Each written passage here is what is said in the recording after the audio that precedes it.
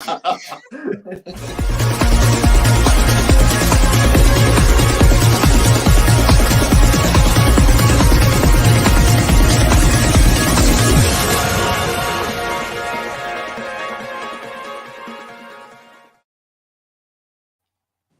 evening, everybody, and welcome to episode 58 of the 72 review.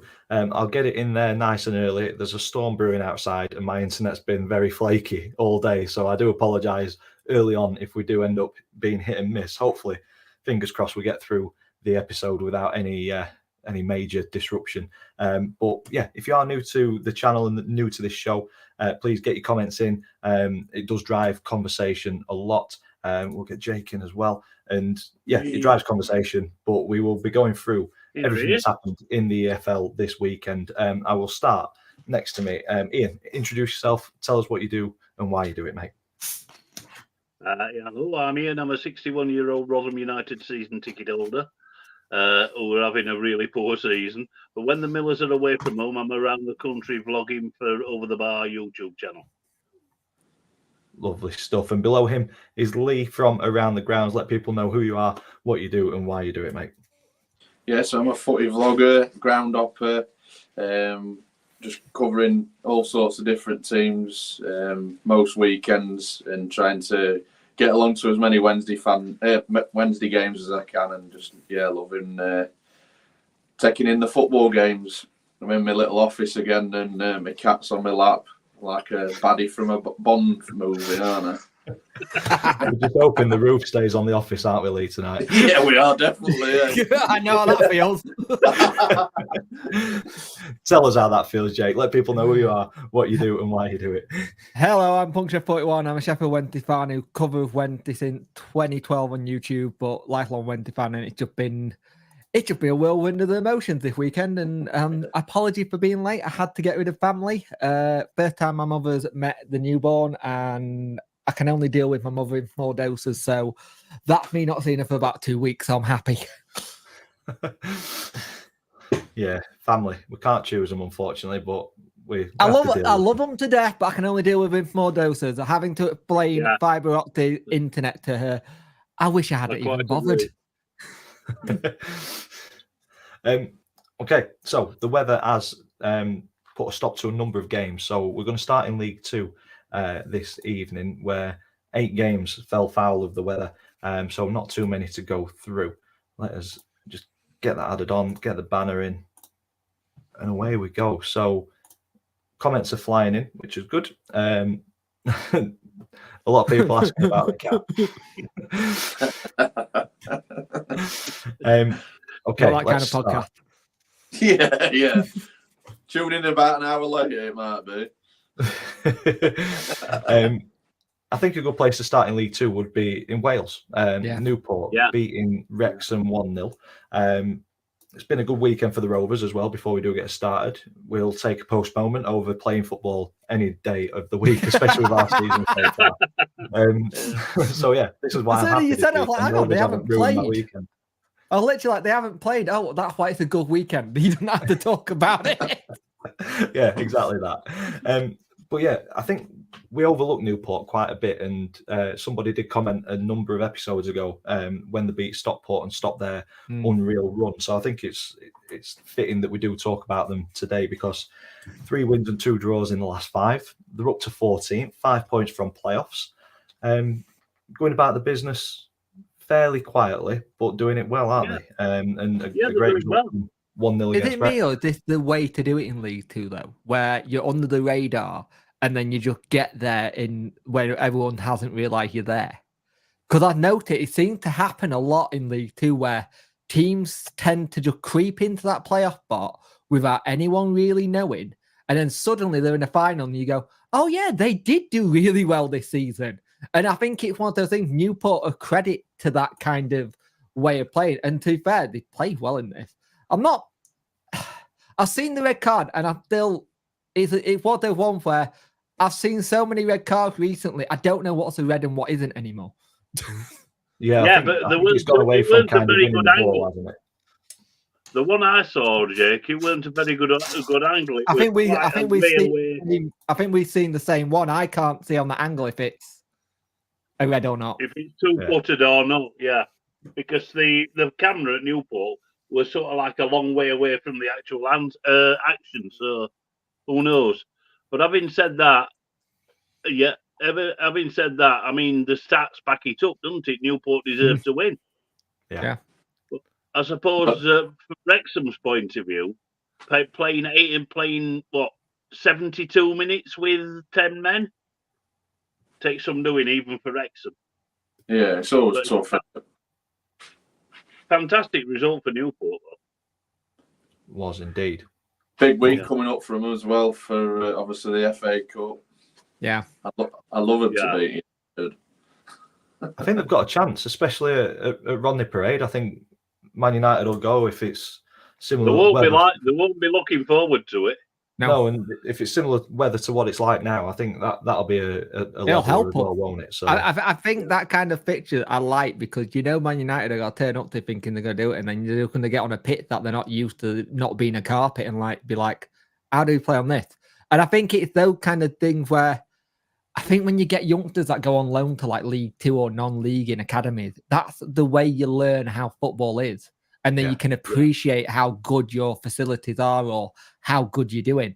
And I think it's something we don't really see. If your blinkers are just on the top flight, you don't realise how bad pitch can get when it gets to the weather conditions. No, that's it. I'll be having a quiet word with groundsman as well, just to get that extra bit of cheer. You'd be getting the local farmer in and asking him if he can just get his seed and run it over the top and just make it a little bit more bobbly. Just, can you plough this? How do you, get this. How do you like your pitch? Yeah. How do you like your pitch? Well, put it like the baseball ground in about 1978. We're looking forward to that one. Some spuds in as well if you want.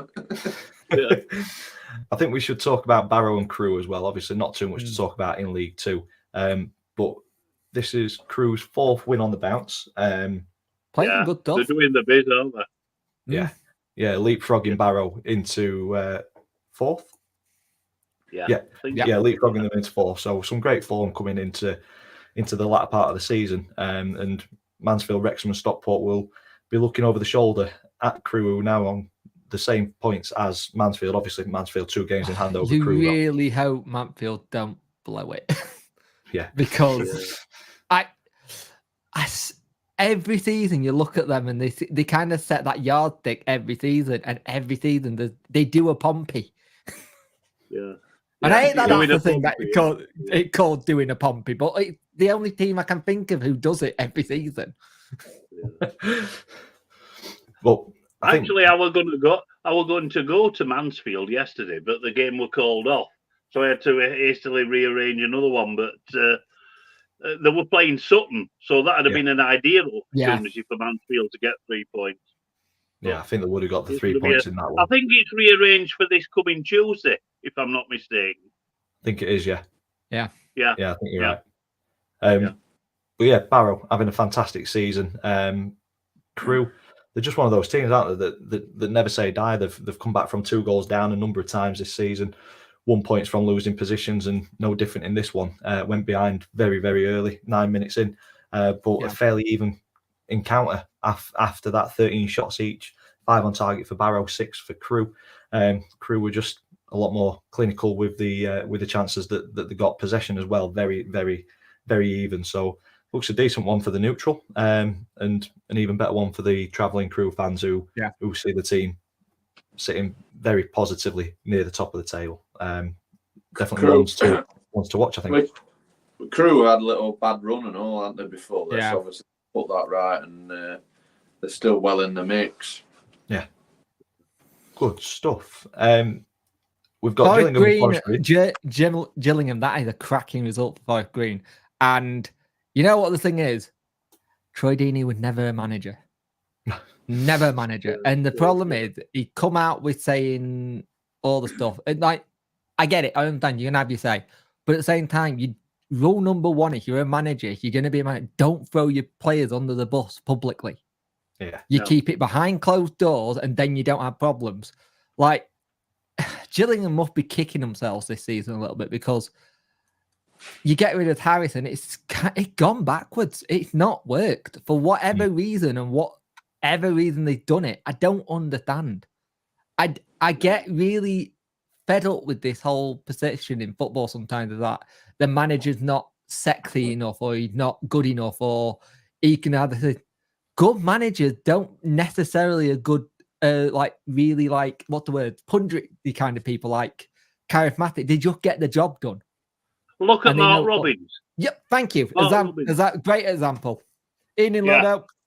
Example. Yeah, great example. He just get the job done. Yeah, exactly. Very successful. Yeah, and Harris was doing that at Gillingham, wasn't he? Yeah. But Yeah, well, yeah. seems to have dropped off since getting rid of him. Good point for Yeah. Green though. What Sorry, a Dick, he's result had, for Morecambe he's had a as well. little interview on Talk Sport this morning with Henry Winter, I think it was. He says he Oh, does yeah. regret obviously speaking out. He should have done it behind closed doors. Yeah. You've done it now, though, innit? It's like Yeah, once it's Yeah. done, it's done, isn't it? Cat's out at of the the end bag. of the day, There's a lot I of that on can't. Twitter this weekend. Oh God, let's not. But yes, there is. I'm sure we'll get onto that a little bit later in the show. A great result for Morecambe as well. We may as well go Yeah. through the final game. Really good A result. very late winner. MK Dons, 22 shots, 6 on target. On the surface, it looks like they've absolutely battered Morecambe, but I think Jonathan said that they were second best in points of the game, where Morecambe just looked in more control, even though Shocking, stats I don't didn't show that. realise how many clubs Jordan Sluice had had. Yeah. My God, the name just rang a bell. I'm like, surely he's not still playing. Because he's been around for ages. He's 31. yeah. But yeah, great result for Morecambe. 28% possession. Great result. Cheers. Looks like an ideal away performance, that. Yeah, and it's just pulled them a little bit closer to the playoffs, hasn't it? It's kept that. I'll say That something. gap NK Don tight. could catch, not count if this whole situation with not counting don't go right. Yeah. Hey, I'm going next Saturday to Notts County against Barrow. Oh, that'd be good. What a fixture that'll be. Yeah, that'd be really Yeah, good. it'll be a very good game, that. Yeah, he sent it navigation bar for a pint. Good atmosphere. Navigation. A nice wall art as well. All right. Might call in there then. Look forward to seeing that on the vlog. Yeah. Let's have a quick look at the table before we move on to League One. Sutton and Forest Green still occupy the bottom 2 spots. Sutton got a game in hand, but both looking a little cut adrift, which is good news for Colchester, Salford, Doncaster and Grimsby above them. Poor season overall for us so far. Hopefully a better second half to the season. We see ourselves climb up the table, but I can't see that happening. We've got Stockport next, so that's a very, very That's a tough tough game. game. Yeah. Do you see anyone down there that's in a false position that you could see potentially putting a bit of a run? Honestly, no. I don't think. I think the table's pretty settled now, and it don't really. I think lie. the only one I'd say is Grimsby if they sort the defence out. Yeah, Yeah. possibly only draft league- able to be better under The under thing he's Graham worried Alexander. about is Colchester going on a run and then finishing above him. He's That's all proper. he's worried about. If it stays like this, I'll be first happy. result he checks on a Saturday. All Colchester get on, get in. Yeah. But no, good weekend for the Rovers. As Lewis said, we didn't lose, so we'll take it. Yeah, he mentions things are bad at Swindon. You can see them dropping a little bit further. But yeah, top of the table, Stockport still occupying that top spot with Wrexham and Mansfield just behind them. And then playoffs, Crewe, Barrow, Notts County and MK Dons, but it is very, very tight. Down to probably Newport. Tightest it's been in years. It's anybody's game, isn't it? Yeah. Lovely stuff. Okay, moving on to League One. Let's get the banner changed to League One. And we will start at your game that you went to, Ian. Burton against Charlton. Talk us through this one. It was a bit of a shock result with the squad that Charlton have got, but tell us how it panned out. Like I said before we went on air, Charlton's squad is promotion material on paper, but they're just not firing at all. I mean, in the first half against Burton, they just couldn't finish the dinner. They had chance after chance after chance. Backinson, the Wednesday loanee, missed a couple of good chances. Freddie Ladapo did what Freddie does, had 3 or 4 chances and scuffed them all. Burton were never in the game until probably when they had the first attack on 25 minutes and scored with it. And it was a lovely goal from Helm. Curled it around the keeper, but Charlton's defence didn't engage. And then at the start of the second half, it was a mess in the Charlton defence, and Brayford just stuck a loose ball home as it was bobbing around the area. And when the second goal went in, just Charlton went to pieces. The heads dropped, and they never looked like getting back in the game. And Burton saw it out comfortably. Fantastic result for Burton, though. Because have they you were getting seen? a little bit. Have you sucked in. seen that Charlton is apparently nothing confirmed yet, but apparently they're sacking Appleton. I wouldn't be surprised because their fan base were giving him some right stick yesterday. You don't know what you're doing and all that, you know. You know, if they sack him, I'm- they need to get in Michael Duff. Hey, that'd be a good shout, that. Yeah, because Charlton do pay well with him being a London club and getting quite decent crowds. So, yeah, that would be a good shout, that. But they need something at the Valley because, I don't know, they're just so ineffective, defensively especially. But like I said, they fantastic seem to have the result for resources and the squad there to be performing better than what they currently are. Yeah. I mean, I Yeah, think I they're know, yeah, what are without a they, 14th, 15th at the minute. They brought in a lot of people in 16. the transfer window as well. Yeah. They've backed him, so obviously they want to have a good go. So he's got to be on his last legs, definitely, with the run that they're on, aren't they? Yeah. Results definitely need to change. This one ruined my bet on Saturday. So cheers, Brewers. Well, Another team they are blacklisted. formidable. But Burton are a formidable side, especially at the Pirelli. So I think it's a good result for them because it's they were 5 points off being dragged into the relegation. I think they're more now. I think, and they've gone above Charlton as well.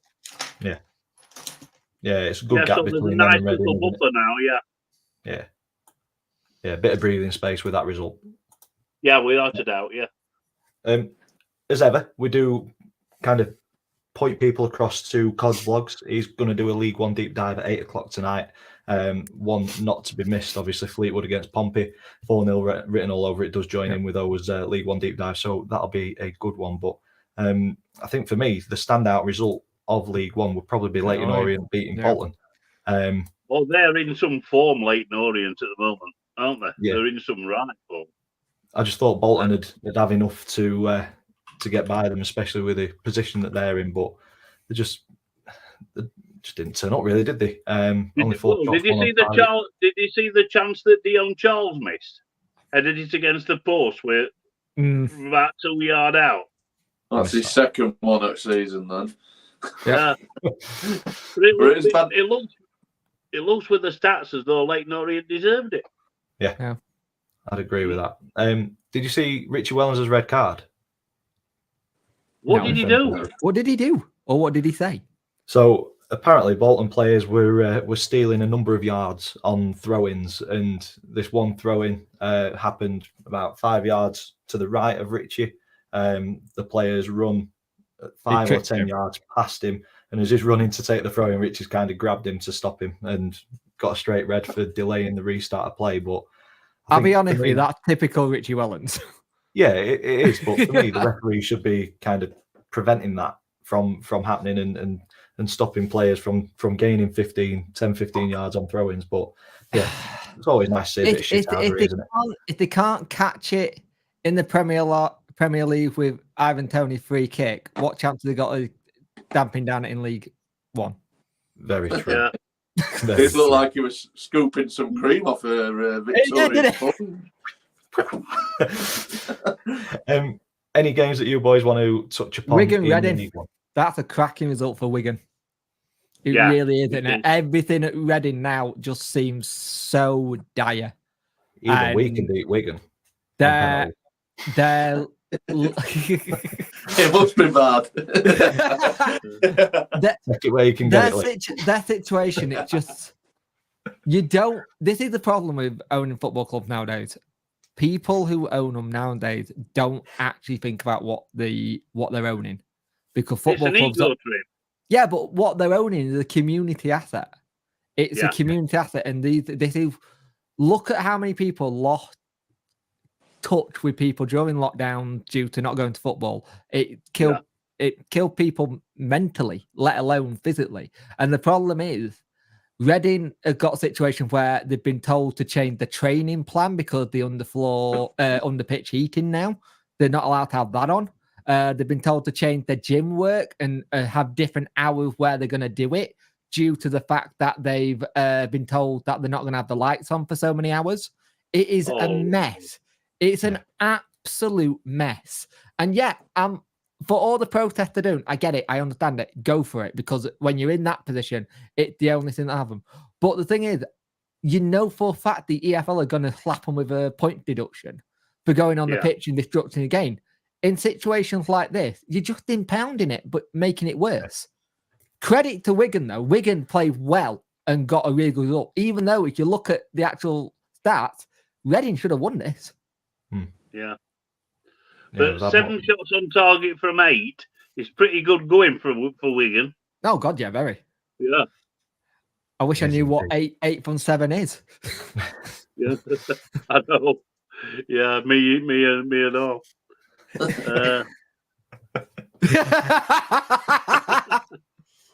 Lee, you can't do anything. All I'm waiting for to come out of Lee's mouth is something like this. Hello there, I am here. Lee from around the ground would like all your money. I definitely would. ATID's made a good point.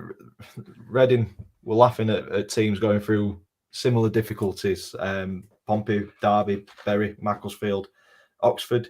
Is it a case of karma coming around? I think for me, I don't like seeing any club going into any difficulties. I think you hit the nail on the head, Jake. They laughed at us as well. They laughed at us when we got our point deduction. So I get it. I understand what you're saying, mate. But at the same time, losing, I'm pretty sure Plymouth have been close to losing the club at one point or another.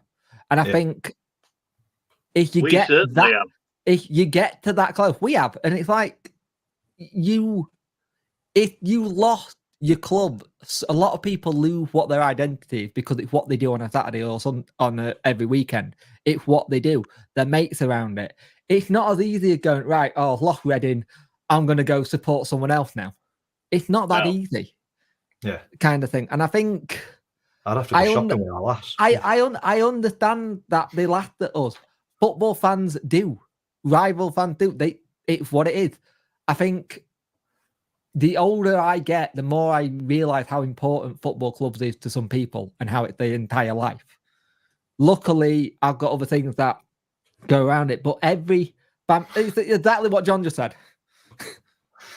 That's got to have come from a Christmas cracker. Yeah. But it's like what John said. It's like exactly what John just said.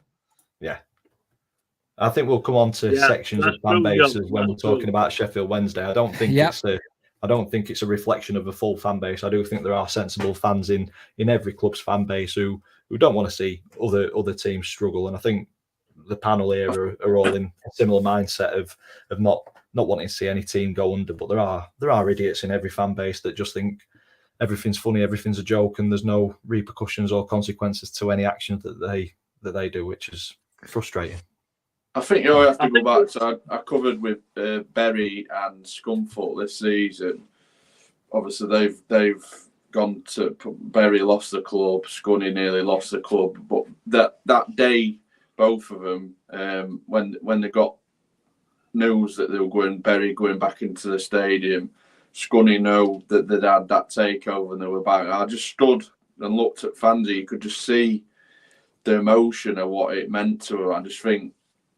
Don't matter who you are, you don't. I wouldn't want to see any club go under. And you've just touched on it, Dan. You get idiots from every club. Like you said, we'll go on to that in a bit. Yeah. Very frustrating. John said he wouldn't want our neighbours to go out of business. Being stuck in non-league would be acceptable, mind. Yeah, definitely. That's a bit like Donny with Scunny. Yeah, we don't want him to go out of business, but yeah, keep him down at National Don't League. worry, more. Lee. In about a year time, you're going to be able to go watch Man City in non-league at the Etihad. That'd be good, yeah. Watch them try and fill that stadium then. Hopefully they'll chant or something. Sorry, any Man City fans, if you're watching. Oh, we do have a Chelsea fan in the chat for a 72 review. I don't know if you're preempting joining us in the next couple of seasons with the way that you're currently performing, but welcome. Anybody's welcome to come in and have a chat. Any other games in League One that you boys want to touch on before we move to the Championship and have a bit more of a focus there? Yeah, Blackpool, they're really on form in the league. I mean, that was a good result for them at Bristol Rovers. I thought they were a bit unlucky against Forest in the Cup because I watched that game. And I thought they were a little bit unlucky. And the guy that missed the sitter to win it, Dembele, scored the winner against Bristol Rovers. So it just shows you what a few days can do. Dembele's a good player. Yeah. And CJ Hamilton's been around a long time and he's still doing the business. Yeah. It's nice to see somebody other than Jordan Rhodes scoring for them. But yeah, they're doing really well. Yeah. 72 Gaslight has put forward a good point. Let's be honest, the only anxiety us football fans should have is regarding the next result, not whether we're going to even play the next game. Completely agree with that. Yeah. Yeah. Worko, little inside joke for Jake as well. Don't know if you want to. Don't know if you want to shed some light on that. No, I can't tell you about that until after the pod. There we go. We'll just leave that at that and move on to the League One table. So I think we can get along the lines, can't we? We'll just make it up anyway. Yeah. Things looking bleak for Fleetwood in 24th at the moment. No wins in their last 5. Carlisle just above them with not too dissimilar form, only 1 win in their last 5. Cheltenham and Reading make up the bottom 4. Exeter, ATID will like this, teetering just above the bottom 4. ATID will probably want to see them in the bottom 4 come the end of the season. I think it's a battle between the bottom 6 at the minute, looking at that. Yeah, it's looking like that, yeah. Napa, bless him, he vlogs at the minute. He said on his Twitter saying he got no enthusiasm like he normally would, and you don't when it gets to that point. Yeah, it's difficult to keep on going, isn't it? When you're expecting defeats every single time you go through the turnstile. Pompey still holding on to top spot. We've said, are they going to do a Pompey for a number of weeks now? It looked that way with a bit of a blip, but back to winning ways this weekend. With Peterborough in 2nd, Derby in 3rd, Bolton in 4th, Barnsley in 5th, and Oxford in 6th. It's tight. So, yeah, it is very, very tight. Even Stevenage in 7th on 46, Blackpool not out of the running either, and Leyton Orient's good form has put them in the hunt for a final playoff place as well. Yeah. Lovely stuff. It's a good league. Yeah. It is. Very good league. I think all leagues are competitive this season. I'd say League One's probably the one which it looks more set. I think not much change is going to happen at the top or bottom in comparison to the Championship and League Two. I think I'm more excited to see how that League Two plays out. Yeah. Than anything. Yeah, I'm not bothered anymore. Our season's over. Dan, I don't mean the playoff one. I mean that Donny v Colchester. That's the one that I've got my eye on. That's over as well. Colchester are finishing below us, 100%. Where do you just clip that if you're a Colchester fan? You can run it on Twitter. Yeah. Do you want to start at Middlesbrough with 1-1 against Rotherham, or shall we start with Sheffield Wednesday? Go to Rotherham versus Middlesbrough because Middlesbrough must hate playing Rotherham this season. To be honest with you, I mean it's the second season in a row that we've taken 4 points off Middlesbrough. They don't. Every team has the bogey sides, I suppose, and ours is Middlesbrough's probably us. A good 29% possession expected, especially with Borough being a possession-based team, for a fantastic point. And it could have been 3, but defensive lapses again let Marcus force in. But yeah, I'm quite pleased with the job that Liam Richardson's doing. He's made us more competitive. He's made us defensively a lot stronger. And people seem to know the jobs, especially at the back. Peter Keoso, who loaned to Peterborough in August and played virtually every game for Posh, he's come back into the team yesterday and he's like he's never been away, played really well. And Capo scored his first goal and we held him to a draw. I'm really pleased. I mean, the season's over as far as I'm concerned. We're down now, but if we can give some of the big boys a little bit of a nosebleed before May, I'll be quite happy with that. Yeah, really good point, that. Very good point at the Riverside, yeah. I think John's had a really good point here. Fantastic point for Yeah. Rotherham, but sadly, Jaws aren't Absolutely. enough now in regards to Absolutely. surviving. Yeah, absolutely. But having said that, the build for next year in the League One starts now. Yeah. So, John, why do you think he thinks that League One is nice anyway? He's already there. exactly. He's already getting ready for Burton away and all those things. He's already getting his That's right. everything ready. That's right. That's why he went to Burton. He was just getting his familiar. I was preparing. Doing some scouting. It was just some scouting, yeah. And the other week I went to Lincoln, so I'm preparing for League One. Yeah. There you go. Love it. So Batkins asked what's going to happen Tuesday, Chelsea against Middlesbrough. So yeah, Well, I hope Borough do it. It's a 72 review show. We do focus on the EFL. To be honest, I don't know much about the Premiership. I've kind of switched off from it because it's more, for me, the Premier League is just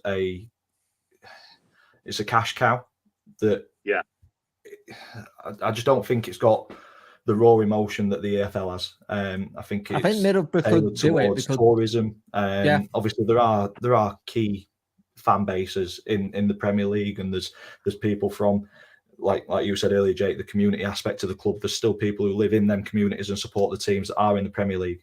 But yeah, for me, Donny have never been in the Premier League, so I've never really had too big an interest in it. But I do like to see EFL teams come up and put themselves up against Premier League teams, and I think it's set up really, really well. Middlesbrough won the first leg 1-0, if I remember correctly. Yeah, that's right. Yeah.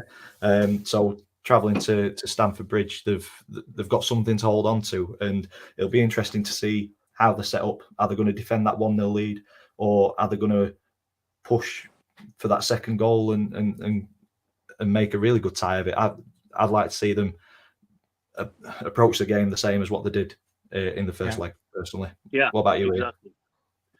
I think Middlesbrough got quite a good chance because they're pacey up front. I'm not sure about them defensively, to be honest. But having said that, Chelsea are an expensive mid-table Premier League team at the moment. Very expensive. And they're not firing on all cylinders. And I think Middlesbrough got a pretty good chance. It'll depend. If Chelsea get a couple of goals up in the first 15-20 minutes, and then it might all go to pieces. I think with Chelsea, I think that first leg, I think they really struggled to carve any chances and break them down. So I think if Middlesbrough set the stall out, I think Chelsea could really have a problem. And they're obviously one down and it's acceptable for the counter attack. I think if Carrick gets his tactics right, they could do it. I'd love to see him do it because it just meant something different in the final, wouldn't it? Question for you then. With Middlesbrough yesterday, do you think they had one eye on that game on Tuesday? Yeah, I do. Instead of really going for, I think they've gone, look, it's a league game. We are safe. We are safe. We ain't getting relegated. We're probably gonna be about mid-table. They didn't promoted either. Yeah. They could. If they went on a run, they could get it, but they know they're mid-table. I wonder if Carrick gone. Let's just try and get to a final instead. Possibly. Makes sense. I think that makes sense. ATID said, look how Palace fans were treated for daring to make an atmosphere at Emirates yesterday. He doesn't like the Prem. The Championship will forever be peak in England. I couldn't agree more. Try to put that as nicely as possible. I think you look at the old, because I watched the Premiership years back in the day when I was a kid, the early 90s. I think it were absolutely unbelievable then. But the brand's just got that big now, and it's just a bloody cash cow, and it's just, you just watch games and the atmosphere is so flat, and It's why when you see a championship come up who haven't been there for a while, the atmosphere is incredible. Yeah. Because they've not been there for... Luton is a prime example. They've not been there for ages. So it's like, it's that roaring passion coming back. And I think, you might not stay up, but you're going to enjoy that one season. Yeah. Yeah.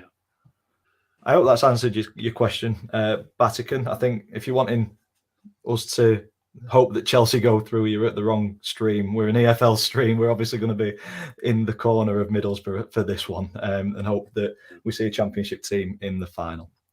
Okay, moving on to Sheffield Wednesday. I think before we get into the game itself, there's obviously the ugly head of racism that has come out, and I think it is safe to say that nobody on this panel, nobody in the chat condones that sort of action. And I think we were talking before we went live, I think there's always going to be an element of a bit of toing and froing between fans and players, a bit of verbal abuse and stuff.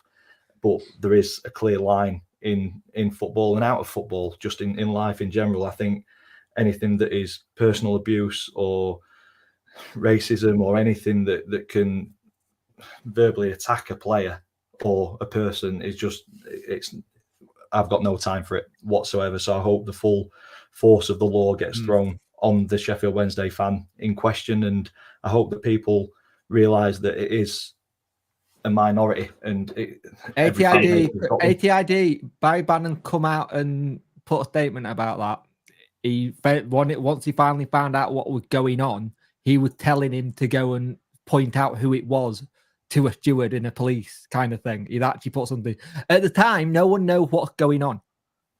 Yeah. No one knew what's going on around it. Us fans didn't have a clue what was going on. You were in the ground, Lee, and I bet you guys didn't have a clue what was going on. It just seemed like something, at first thought, I think people thought something got lobbed at him because he was getting stuff lobbed at him. But here's the thing. A player's job at time is to wind the opposition fans up. It's part of football. Yeah. It's been in the game for years. If your one comeback is a racist comment or something vile or something towards the family, you shouldn't be anywhere near a football game. Full stop. Agree. This is the second time this season we've had something like this happen. And it's doing my head in. Because what happens is you get a load of people come out and tarnish the entire fan base. One moronic moron doesn't make a fan base. Completely agree. Neil said every club has a majority of bellends, and ATID's questioning the statement from Barry Bannon. Ultimately, we've got to trust what Barry's saying on that. Like Jake says, when you're in the moment, I think it is good to know what's going on around you. We'll see if that progresses. But where I was sat, it happened literally to the corner where I was sat. Obviously, Palmer he's giving it to the fans. The fans are giving it him back. It went on for about 10 minutes, and I said to my mate, I said, "Please, God, obviously what happened, that you don't get that." And it happened. You could just see it coming a mile off, because you just know that one idiot has got that in the locker to do it, and it just shouldn't be happening. We're in 2024, and it should not be happening. It don't matter whether it's your age, your sex. Just think before you do these things, because you don't know what that person, whether it might be not on the football field, it might be at work, it might be on social media. Just think before you say something, because you don't know what someone's going through in their life, and that could trigger something off, and it could end in disaster. Just think before you say. And people on Twitter have done the same. They've tweeted stuff out, and now it's obviously backlash. It's blown up. I've read so much that's gone on, obviously after everything. Don't matter what happened between the fans and that player, nothing can excuse racism. No. Yeah, there's no justification for it, is there? No, and You know it what's really annoying? boils my piss when because it just makes our fan base. I mean, we've only just got over that bloody Bradley Lowry situation with that idiot, and now we're back in, and it's just dragging our club, which majority fan base are absolutely fantastic. They go and support a team and they love it, and it just doesn't look good on us. No. You know what's really annoying as well? And this is come from a Winter fan. It's taken the tarnish off what was a very good Coventry win. They were very good. They were played well. I'll say it now, the referee was a tit. It was crap. But it was crap for both sets of fans. And I saw even Coventry fans saying what's going on. And they were just really good, Coventry. Fair play to them. I want them to go on and do it this year like they got close to last season. It's a club that's been through the mare. It's a club, again, who nearly lost their club on countless times. They've had setback after setback. The first goal is good. It was an absolute cracker. It really was. Double Claxon, Jake. Ben Sheaf. We had him for a bit.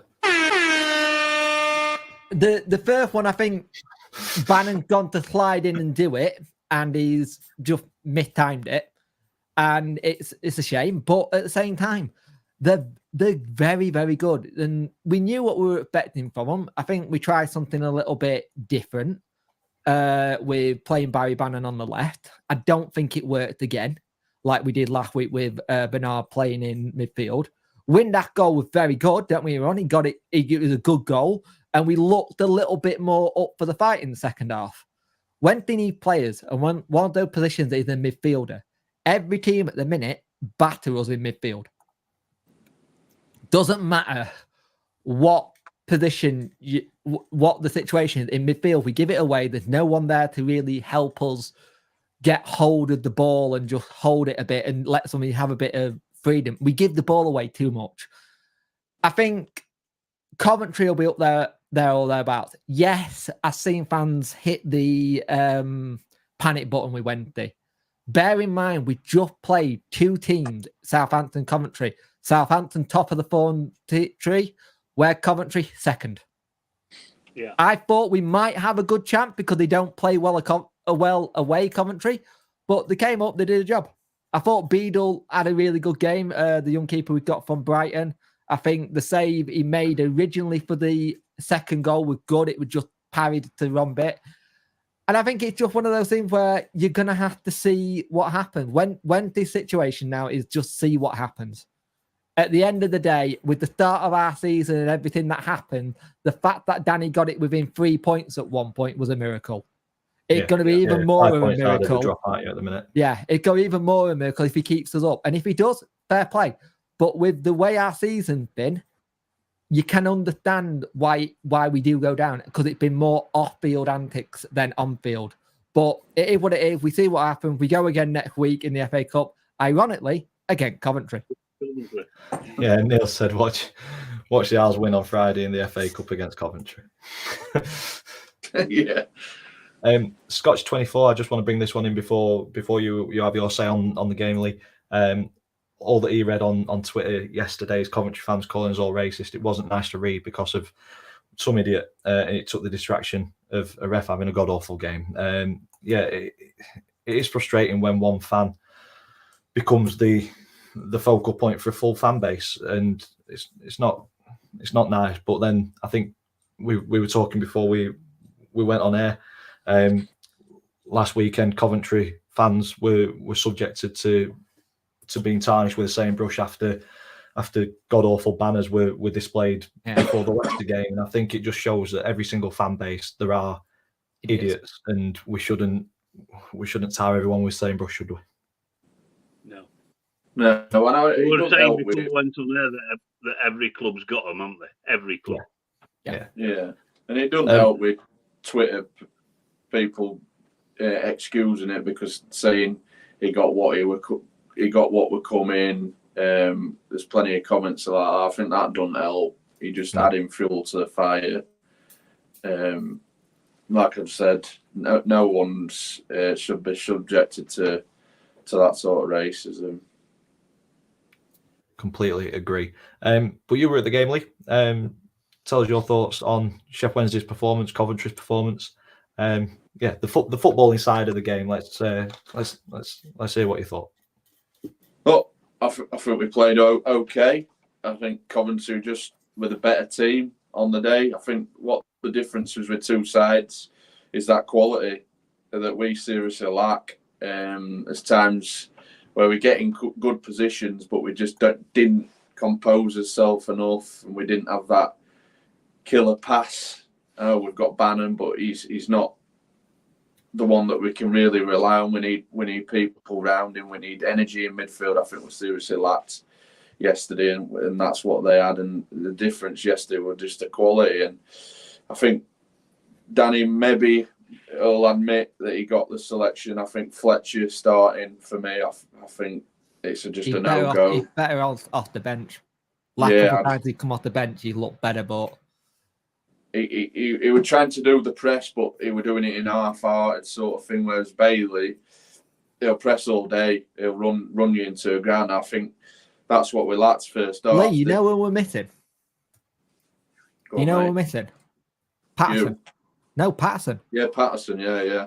Ever since he got that injury at Coventry on Boxing Day, we haven't looked the same team. Yeah, because he'll do the doggies, he'll do the dirty stuff, he'll do the naughty stuff that others don't want to get involved in. With Fletcher, he'll go and do that little press, and he won't even put a boot out to make a block, and you just can't do it. If you're pressing, you've got to go full in, because you never know what's going to happen. And you Bailey, he does it so well. For his age, he does it so well. And I think he was crying out for someone like him just to handle, because Coventry do like to play it out of the back. But I said to my mate, we sat there, they had that mistake in them, but because Fletcher were doing it half-hearted, they were getting away with it, sort of thing. Yeah. But I mean, chances few and far between. Yeah. And chances few and far between in the first half, but credit to Sheaf, cracking finish. Bannon, could he done a bit better and stood his ground a little bit, made it a bit hard, but in hindsight, it's easy to say that. Obviously, you look like you're going to shoot. Players do it all the time and jump in and try and block that shot, but credit to him, he's still got the hard work done, he's bent it in, and it's absolute beauty of a finish. Yeah. Cracking goal. Second half, I think we come out a little bit sluggish again and allowed them to get a second, which sort of killed it for me, and it just made it a real uphill task. But we got a goal back, and I think even after that, I think we didn't really cause we can't even send Hendrick back to Newcastle. I'm surprised we're going to be able to send him back to Watford. I can't. Yeah, I think they're both similar, aren't they? I think they're both sent back. Which I'd like to see how much Hendrick's on and Fletcher, because I think they're having us pants down. But no, credit to Coventry, great side, 10 unbeaten in all comps, absolutely flying, and they're a good side to watch. And I'll certainly believe they'll make playoffs minimum. Maybe top two is a bit of a push, because obviously the slow start to the season, but. Now, they're a good team to watch, and a good fan base. Sold out that away end, and they've already sold out for Friday, which is absolutely incredible to do that trip again and support your team. It's the fan base you can sort of admire, because they'll sing all day, and even at home they're a good set of fans. Yeah, they've been through it ringer, haven't they? Yeah, no grumble from me yesterday. A few idiots have commented on my thing blaming the referee. I think if you blame it referee, I think you've not watched the same game that I've watched. Because the referee was bad. Consistency in refereeing. Sorry, Lee. Yeah, he was bad, but he was bad for both teams. It wasn't just us. He would give him yellow cards. Me and my mate. It was Christmas time again. Yeah, me and my mate wouldn't be surprised if his mates were in on a little sweep to have. Well, I had a look. I had a look at his game. Does it say how many? 9 yellow cards. I thought it was more than that. Right. He gained 9 yesterday. He gained 9 versus Wigan Northampton. He gained 3 against West Brom out Aldershot in the Cup. He gave 8 against Sunderland Norwich, 5 against Swansea Leicester, 6 against Blackpool Wigan. Bolton versus Barrow, he gave 8. He just liked to throw the cards around. The lowest number of cards he's given is 2. I think was he the ref? He was the ref that refed first leg of playoff semi. Yeah, wasn't he was. Yeah. Not But there Peterborough. Yeah. Yeah, there were one yellow card that absolutely baffled me. I don't know he dragged back the Coventry player. It was Stone Wall yellow card. Didn't give it. Bannon's obviously complained, saying it's tactical foul. Yeah, the yellow cards all day long. He's not give it, and then he's give Bannon for moaning. Did you see the one he gave Michael Owickway? I can't understand why Owickway got one.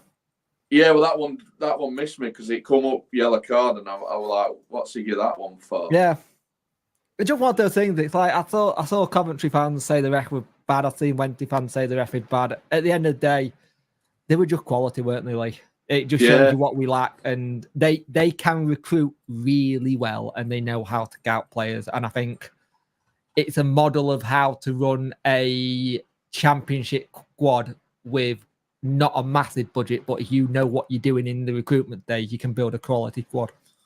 Yeah, and you'll not catch me or Jake ever saying that we were robbed or didn't deserve to win in any. If Wednesdays get beat fairly, we'll admit that. I'm straight down the line. I love my team, but when we get beat, it happens, and it happens more than. More than it should. This season, you've got used to being more straight about it. But no, beaten by the better team. We'll go on to Plymouth next. ATID is coming in the chat about this one. So he said his piece about Plymouth. So changing topic. Started off like Huddersfield away. Awful, dreary, dire football. And then Cardiff scoring on the 10th minute was a mistake on their part because something clicked. And then they turned into prime Man City. Ryan Hardy ran a double marathon, and the England internationals that we've brought in, along with their coach, look exceptional. More positive now than the last 3 weeks. The win was more needed than ever before. So yeah, it's been quite. I'm going to say negative. He'll probably say that it's been more realistic, but he's been saying that they're going down. They're staring down the barrel of League One. I think we've all stood by them and said that they've got enough to stay up. They've got enough to stay up. And I think this has shown it a really good result against Cardiff. Ryan Hardy, unbelievable, isn't he? Yeah. Do you want us to say a few words about this one, mate? Still with us here? Yeah, sorry. Yeah. I've always Wednesday talk, can he? I've always said that the home Plymouth's home form will keep them in this division. They're very formidable at home park. Going forward, they'll look really frightening, when they click. I mean, if they can pick up a few away performances and maybe a win or two, they'll be okay. They'll be absolutely okay. Probably mid-table. I don't know what ATID is worried about. I think they're a decent championship side. Yeah, I'd agree with that. Cardiff are in trouble though. Their manager looks like he could just walk. Turn around after the game, basically saying if they don't get anyone, like John said, he'll go. It seems like he'd been promised stuff and he'd been told this, that, and that, and he'd not been told it. Your mate, the Cardiff fan, said to you that he seems a bit worried. Yeah, he's worried, and he's heard all sorts of rumblings. He's practically gone anyway, because I think it's a bit like our situation. I think he's been promised funds and they're not coming through. He's another dodgy owner, isn't he? Yeah. He is indeed. HID said with the new recruits, just need to get that away monkey off our back now. Been off Leeds away in the cup next week and put every single resource into beating Swansea away. Bit off Leeds. Don't want to go on a cup run. Any other games that you boys want to touch upon in the Championship? Big one tomorrow, Leicester against Ipswich. Ipswich knocked out of the top 2 for the first time in forever. Thanks to Southampton's 3-1 win at Swansea. So yeah, big game there. But yeah, any games that you guys want to touch on before we look at the table and start How rounding much off? better do Birmingham look now Rooney's gone? Night and day. Yeah, exactly. It shows you what a Yeah. confident manager does and actually knows what he's Yeah. doing. Yeah. And Do indeed. Bakuna's still doing the business. He's a great player for this division. And Stoke, just being Stoke, inconsistent, and it weren't entirely unexpected that Birmingham would win that one. No. Yeah. So strange. I would have thought John Morrell will be really happy with the current form and the current performances. 100%. He comes into my chat a lot, John. Yeah, he said that he'd be even happier if they get Pritchard as per That'd be rumours. cracking. Is that very, Pritchard very from good. Sunderland? Yep. Pritchard from Sunderland. Yeah. Yeah, Is that'd be a good addition. Had a fallout with Beale, I think, can he? Well, Beale looks like he could be gone. If that's what the Sunderland fans want, they're not happy, are they? No, they weren't happy at that when I were at that Newcastle game, and obviously, he took over then.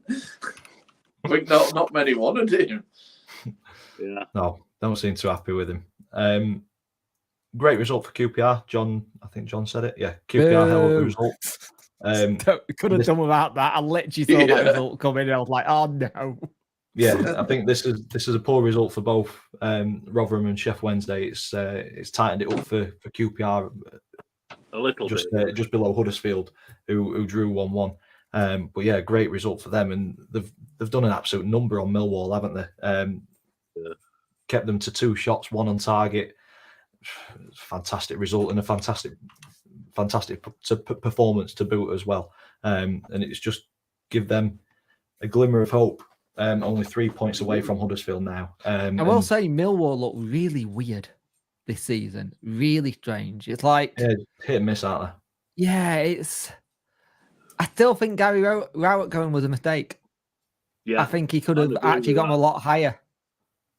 It just seems like there's been a lot of managers who's lost their jobs this season where you're just scratching your head and going, hey. You know what I mean? I'll tell you one thing we need to do, Dan, is maybe next week is look about as predictions. Be interested to see where we are with different leagues. I'll just touch on it for Miles 10, away. 15. Yeah, because I looked at Millwall and I'm sure we said that they won't have a great season. Might be wrong. Don't I know I if said we've got that it about West Brom and Watford, and now I'm being shown up. Yeah, I weren't too impressed with Watford's pre-season acquisitions, but they're doing quite well at the moment.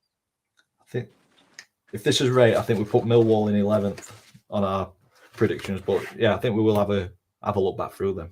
See how far away we are. Yeah. Okay. Any other games before we round off? Because Preston, I think we're unlucky against Leeds today. Yeah, they were. I think Yeah. they gave it a good go. But obviously, Leeds getting that last minute penalty, which I think. And it was a penalty. It was a penalty. Yeah, he moved his hand towards it. He did. Yeah. Yeah. But And that last minute Preston penalty. had a good go, and it was a good watch. To be fair, I watched it while at work, and yeah, a good watch. And that last minute penalty won the last man standing at our work. So I'll be taking £250 into the lucky winner next Nice. week. Ooh. Yeah, Nice one. Yeah. lovely stuff. Not bad. Just after Christmas, we'll take it. Yeah. I bet you were buzzing with that one. That went in. Yeah, I bet you were. I think he was a Man United fan, so he'd have been torn, I think.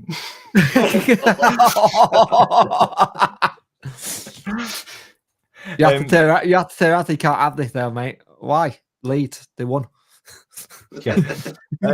Before we look at the table and then do the predictions, John has asked, how did you four get together to do this pod? How long's it been going? Okay, so it started with me and Jake, I think. Yeah. We were doing a League One review, and Sheff Wednesday and Donny were in League One, so that was 2 seasons ago now. Yeah. 2 or 3 seasons ago. I know Lee through Eve Merton Dreams Trust. It's a cancer charity based in Doncaster who do, it's a little bit like Make-A-Wish Foundation, but for people in Doncaster, and they're doing an Cracking event, charity as well. Go give it a look. Play with Legends. This year we're playing Liverpool against Doncaster, and they get 10 fundraisers per team, and they bring ex-pros. That's what these shirts behind me are, and the shirts behind Lee. We are very proud of our contributions to the charity. I think I've raised about £12,500–13,000 in 4 years. I think you're around the same, aren't you, Lee? Yeah, about that, yeah.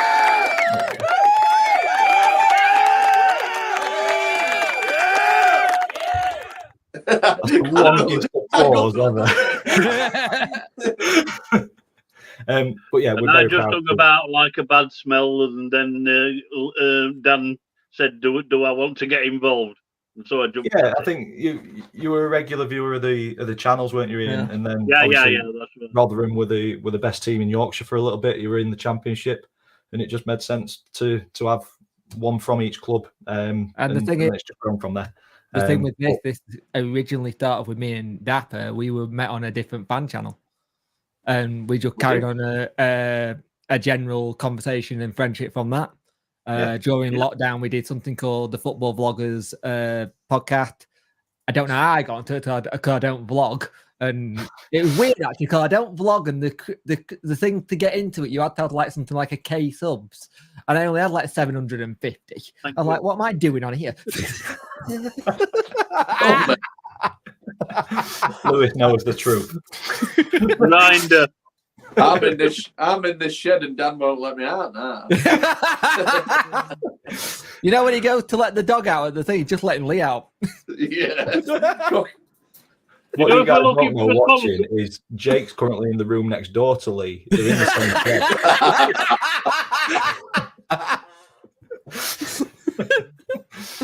But no, that's If we're that's looking how for a sponsor, for the site, let's give Grinder a bell. But no, that's the story of how this has happened, and hopefully we continue to create decent content that you guys enjoy. I think the community that is slowly building is decent. I think there's a respect there in the chat all the time, and that's where we want it to be. And if we get 100 or so viewers every single week, and we keep this sort of mentality, I'll be very, very happy. I think that's where we need these guys to obviously help share it about, tell your friends, and just try and push it, because without Dan, this wouldn't be able to happen, and it's hard work that he puts in for all these all these tables, all this work. It's we just come and sit and talk football. Dan has to prepare all this, and it's massive credit to him. So for me, and Dan is always really appreciate what anyone got on family stuff, whatever we've got. He appreciates our time and stuff, and it's just basically. I think we described this originally. It's like being at the pub, where you're just with your mate talking football. The only difference is it's on the internet, and we've got people the comments who could be the people coming from the bar to join in with the football chat. Yeah, that's it. Yeah. Which one day we'll probably do it from a bar. We've always talked about that, haven't we, Dan? Yeah, we need to find a bar. Find a bar that's got decent internet, and we'll do it from a bar. Great. Scotch 24. I enjoyed this. It is better than sitting watching Dan Man. Completely agree. I don't know if that's a compliment. It's all lies, John. To be fair, I don't put that much effort in it. It's an honour and a pleasure to put a few bits together and be able to talk about it, because ultimately we've all got partners. None of them particularly like football that much, apart from Jake's, I think. Yep. Deborah puts up with it. I think she enjoy it. She's coming to Blackburn game on Monday, so I'm absolutely shocked to bits for nice. that. Yeah. I need to find myself a different missus, because Vicky hates it. My missus is like yours, Dan. My missus is like yours, Dan. Although she's currently looking at me from the patio doors with her hands on her hip, don't look happy. So what you done? Right, let's get it rounded off then before Lee gets killed. So, bottom 3 of the Championship: Rotherham, Chef Wednesday, and QPR. But although Ian is resigned to League One football, only 8 points away from Huddersfield, stranger things have happened. We will see what And not happens. many stranger. Yeah. But I think you've all got a fighting chance in the final part of the season to be bloody noses and making the end of the season a little nervy for Huddersfield, Birmingham, Stoke, and Millwall as well. I think Huddersfield fans should be the most worried because they're Yeah. the team that everybody's got to reel in, aren't they? They're Yeah. drawing a lot, and I think Yeah. they need to turn their draws into wins. But Although a draw at Blackburn yesterday was a good result. it was a very good result. Really good result. Yeah. HID says his girlfriend loves football. Well chuffed. There you go. He's got Nice. a unicorn as well. Helps. She's sitting next to us watching right now. Hello, nice. HID's Hello. missus. Nice to see you. Well, Subscribe. nice to know that you're there. Subscribe. Yeah, subscribe Right to at it. the top. Top of the Championship, Leicester and Ipswich play tomorrow. Ipswich needing to get points on the board to leapfrog Southampton once again. Southampton, decent win away at Swansea to take them into second. And then Leeds, West Brom and Coventry make up the There's top too much of a six. gap between Leeds and West Brom now, I think. No. I think you're probably going to see him from West Brom to 9 Hull. points. Well, Norwich, really, battle it out for those last 2 spots. I think they're just starting to build that gap up now. But you look at that top 4 and you go, wow. It's, Yeah. Some quality in there, isn't there? yeah. Without a doubt, yeah. Good stuff. Right, let's get the banner off. We will bring the predictions up as well. So only 3 games to predict this week. So get your predictions in the chat if you are part of this. But yeah, not a great week. Obviously, 2 games postponed: Oxford and Northampton, and Bradford and Doncaster. So those results are null and void. But not a lot of change in the table. Neil, Ian, and Bailey still remain the top 3. Adam and Liam switch places. MTFC and myself stay 6th and 7th. Lewis and Lizzie swap places, and then everybody stays the same from ATID in 10th all the way down to Aberdeen in 20th. So, Ian, start with you. Bristol Rovers against Oxford this weekend. There's no games for Rotherham or Sheff Wednesday, or have I misjudged? No, that's No, right. in cup. We were due to play Ipswich at Portman Road. Thank God that's off. They're in the cup. Right, Yeah, I'll go. Epic Cup weekend, I'll isn't go it? Bristol Rovers 2, Oxford 2. I've gone 2-1 to Bristol Rovers in that one. MK I'll Dons go- Gillingham. I'll go MK Dons 2, Gillingham 1.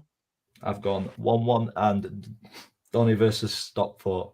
I'm not looking forward to this. Unfortunately, Lee, I don't think you'll get anything here. I think Rovers 0, Stockport 2. I've gone 3-1. Lee, fire off some predictions, mate. Oxford 2-1. Yep. Yeah. God, this isn't hard. Gillingham 1-1 for that one. And then Stockport to win 2-0, which would win 2, Dan, so I'm well buzzing for that. Yeah, I can't say I'm buzzing as much as you, but we'll see what happens. Hey, we've got a food review, mate. We're buzzing for that. I know, that's what I'm looking forward to. It'll be ruined by 90 minutes of football. Jake. Oxford 2-0. Lovely. 1-0 MK Dons. 1-0 MK Dons. And I think it's going to be 3-0 Stockport. I'm sorry, mate. Yeah, it's all right. I've gone 3-1 to Stockport. I am not confident of getting anything from that one. Stockport are very, very good. Did we say there were a prize for this, Dan? Yeah, you said it were a meal with me, but I don't know how I was going to facilitate that. To be honest. It's just Neil's got 5 points clear. He's already. Oh, yeah, he's lining up for meal. I think just we'll have to think of something. don't put in where you went this weekend, Dan. You'll be fine. Your wallet will be fine. I'm Yeah. never going there again. I'm financially crippled from taking Vicky to that restaurant. It was beautiful, though. Very, very nice. But no, that brings us to the end of episode. I just see John comment. What's that?